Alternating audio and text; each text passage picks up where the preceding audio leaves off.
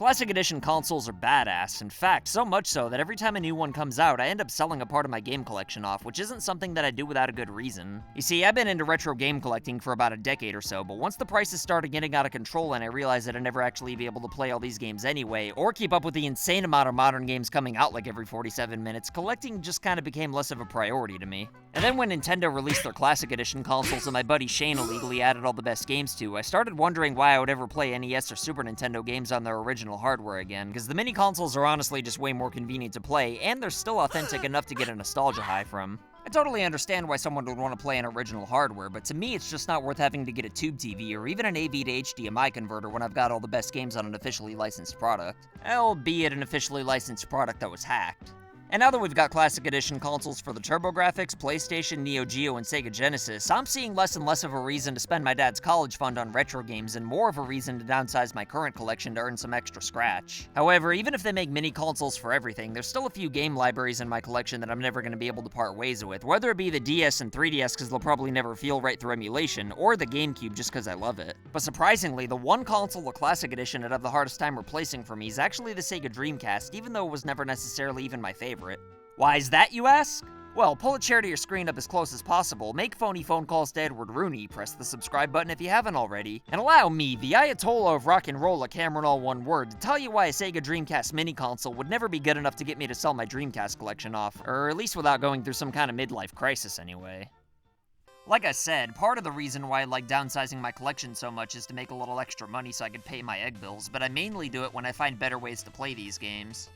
I know there's always going to be a special charm to playing games on their original hardware, and whenever I do sell a game, I actually cry a little bit inside, but having a 4K TV just makes retro games much more of a hassle than ever. I mean, me personally, I like to play games in my dusty-ass couchless bedroom, and I don't really have a whole lot of space in here for two TVs, so something had to give even though I didn't finish Persona 3 yet. I mean, I got a few AV to HDMI converters, but sadly I made the mistake of buying a Samsung TV, which are apparently a pain in the ass when it comes to anything that uses AV cables, so when I have mini consoles that don't give me any trouble whatsoever to play retro games, then meh, I just kinda give up. So whenever new mini consoles come out, it just makes me sell my original collections off. However, should Sega ever make a Dreamcast Mini, which I'd probably guess is about a 50-50 chance at this point, I'm almost certainly not going to get rid of my OG collection, and to take things an ass hair further, I might not even buy the Classic Edition for it either, because honestly, the Dreamcast is a lot more than just a box that plays games. I mean, hacking a Dreamcast Mini'd be great, don't get me wrong, but Sega'd really have to go the extra mile to truly do the console justice. Like, what about Seaman, for instance? You know, that weird-ass game where you have to use a microphone to talk to a fish with a human face? I know a lot of people in the modern day probably wouldn't find that game very fun, but the same could be said for a lot of the games on the NES Classic Edition, but I think it's important to include games that define the console, rather than just the games that were the most fun to play. But given how much effort it'd take for Sega to include a microphone with the Dreamcast Classic Edition, you could kiss Seaman goodbye if you don't own an actual Dreamcast. And what about Typing of the Dead? In case you don't know what this game is, it's pretty much as self-explanatory as it sounds. It's a version of House of the Dead where instead of using a light gun to shoot the zombies on the screen, you type words into the Dreamcast keyboard. It might not be everyone's cup of tea, but I think it's awesome, and I'd honestly consider it to be one of my favorite games of all time. I mean, it'd only be in the top 50 or 100, but I've played a lot of games, so that's still saying a lot. So if I sell my copy of this, I'm probably never going to be able to play it again, because let's be real, Sega's not going to bundle a Dreamcast Mini with a giant-ass keyboard for one game that a lot of people probably won't even like anyway.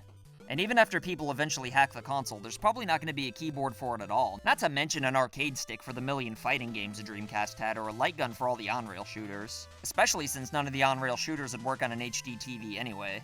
Although, to be fair, it is possible we'd get an arcade stick since Sega's selling 6-button controllers for the Genesis Mini, but if I'm being honest, I'd be shocked if that happened, and I'd even bet my stupid-ass son's allowance that we'd never get a keyboard or HD TV light gun. I mean, I guess third parties can make these controllers and peripherals, but seeing as how we still don't have a friggin' Dogbone controller for the NES Classic Edition for whatever reason, I'm not gonna hold my breath over it. I know the NES Classic Edition's still great without the light gun and duck hunt, but aside from all the Dreamcast controllers, there's also the VMU, which is basically a little memory card that you plug into your controller that displays in-game information like health statuses and things like that. Plus, you could also take them out of your controller to play mini-games depending on what save files you have on there, which was pretty ahead of its time, and kind of a bummer that we probably wouldn't get this perk with the Dreamcast Mini. I mean, if we do get a Dreamcast Mini, then it'd be pretty weird for there to be a big hole in the controllers, but you never know, they could just have fake VMUs in there for show that you can't take out. Even beyond all the problems with controllers and peripherals though, there's also the issue of the file sizes for these games as far as hacking's concerned.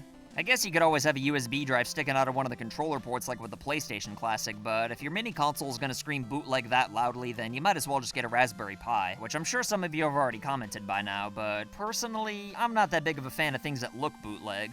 I know hacking Classic Edition consoles is bootleg as hell by default, but at least it looks more authentic than this circuit just sitting around. I don't know, I just like to play games on official consoles, but since I like the convenience of not having to spend assloads of money on retro games and use a separate tube TV on top of that, the Classic Edition consoles are the perfect middle ground for me. However, seeing as how the Dreamcast Mini's probably not going to have a whole lot of extra storage on it though, I'm sure we're not going to be able to fit all the best games on there without a USB drive jammed into one of the precious controller ports that ruin 4-player games. So while I really don't want to deal with the hassle of a tube TV, there's just way too many Dreamcast games that I can't go without. I mean, it's pretty incredible when you think about all the great games this thing had in a lifespan that was really only about 2 to 3 years long, including some of the best versions of games from the PlayStation 1. A lot of these games got ports on other consoles later on, but for whatever reason, the Dreamcast versions are never used, and it wasn't until I sold Resident Evil 2 on eBay that I realized that I can't get rid of my Dreamcast collection. In fact, I actually canceled the order and told the buyer a lie about how I was selling it for my cousin and that I sold the wrong game. The bottle left me negative feedback, of course, even though I refunded him like 10 minutes after he bought it, but you know what? I don't regret it one bit, because I love the Sega Dreamcast, and if you want to take it away from me, then you're either going to have to pry it from my cold dead hands, or convince Sega to make a competent Dreamcast Classic Edition that addresses all my concerns that I talked about here. And if Sega does address all my concerns, then I don't even care if it's expensive as hell, because I want the Dreamcast legacy to be preserved above all else. And besides, this is Sega we're talking about here. I'm sure they're going to cut the price by like 80% within a year regardless. But anyway, what do you think about a potential Sega Dreamcast Classic Edition? Did any of my concerns sit close to home for you? Do you not really care because you just want one as a novelty anyway? Or are you more of a Raspberry Pi type of person? Either way, let me know what you think in the comments below, and as always, I'll try my goddamnedest to respond to everybody. But let me tell you, if there's two people who I'd like to see Classic Editions made out of, then it would definitely be today's patrons of the day, JT Murdoch and the Stiff Islands.